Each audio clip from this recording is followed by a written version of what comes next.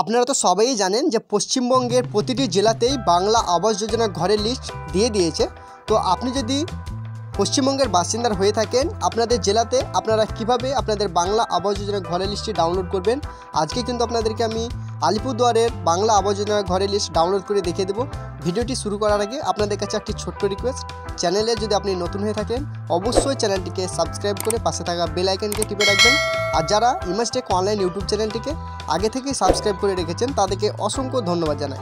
তো সবার আগে ভিউয়ার্স, আলিপুরদুয়ারের বাংলা আবাস যোজনা ঘরের লিস্ট দেখার জন্য প্রথমে আপনি আলিপুরদুয়ারের মেন ওয়েবসাইটে চলে আসবেন। আসার পর আপনারা দেখতে পাচ্ছেন এখানে যে নোটিশ বলে একটি অপশান আছে, জাস্ট এই নোটিশে ক্লিক করে নেবেন। নোটিশে ক্লিক করার পর আপনারা একটু স্ক্রল করবেন। স্ক্রল করার পর আপনারা এখানে দেখতে পাচ্ছেন নোটিফিকেশান, জাস্ট এই নোটিফিকেশানের উপর ক্লিক করে নেবেন। নোটিফিকেশানের উপর ক্লিক করার পর আপনারা জাস্ট আরেকটু উপর দিকে স্ক্রল করবেন। আপনারা এখানে দেখতে পাচ্ছেন টাইটেলে যে professional list of ineligible inactive hold beneficiary under rural household, অর্থাৎ এখানে কিন্তু আপনাদের ব্লক ওয়াইজ বাংলার বাড়ি লিস্ট এভাবে কিন্তু আপনাদের শো হয়ে যাবে। যে ব্লকের হয়ে থাকে না কেন আপনারা ব্লক সার্চ করে নেবেন। এখানে দেখুন, এখানে মাদারিহাট ব্লক কিন্তু এখানে শো হচ্ছে। তো আপনারা যদি এই ব্লকের হয়ে থাকেন আপনারা এখানে ডাউনলোড বা এখানে ভিউ বলে যে লেখাটি আছে এখানে ক্লিক করবেন।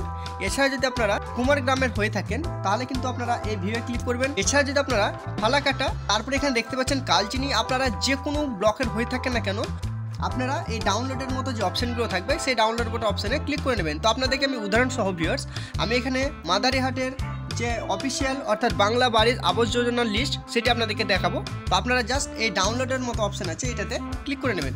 এটাতে ক্লিক করার পর ভিউয়ার্স আপনারা দেখতে পাচ্ছেন আমার কিন্তু বাংলা আবাস যোজনা ঘরের লিস্ট কিন্তু অর্থাৎ আলিপুরদুয়ারের বাংলা আবাস যোজনা ঘরের লিস্ট আপনাদের সামনে কিন্তু এভাবে শো হয়ে যাবে। আপনারা দেখতে পাচ্ছেন, আপনাদের সামনে কিন্তু আমি লাইভ দেখিয়ে দিলাম।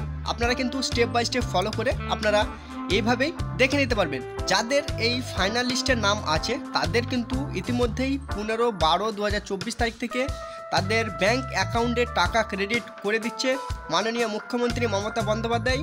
তাদের ফার্স্ট পেমেন্ট অর্থাৎ 60,000 টাকা কিন্তু ইতিমধ্যেই অনেকজনের ব্যাংক অ্যাকাউন্টে ক্রেডিট হয়ে গেছে। আশা করা যাচ্ছে যে 31শে ডিসেম্বরের মধ্যে প্রথম কিস্তির টাকা অর্থাৎ 60,000 টাকা কিন্তু সরাসরি তাদের ব্যাংক অ্যাকাউন্টে ক্রেডিট করে দেবে।